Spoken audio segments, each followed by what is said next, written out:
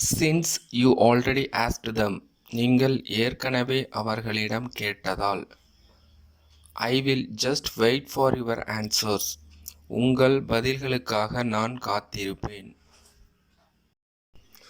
No, nothing like that. இல்லை, அப்படி எதுவும் இல்லை.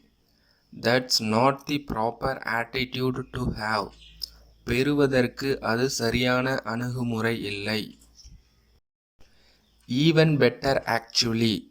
உண்மையில் இன்னும் சிறப்பாக. How did it happen? அது எப்படி நடந்தது? But she didn't go far.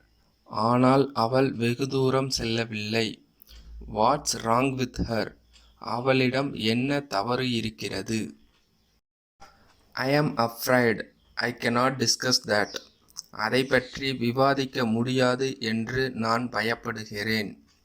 I was speechless. நான் பேசாமல் இருந்தேன்.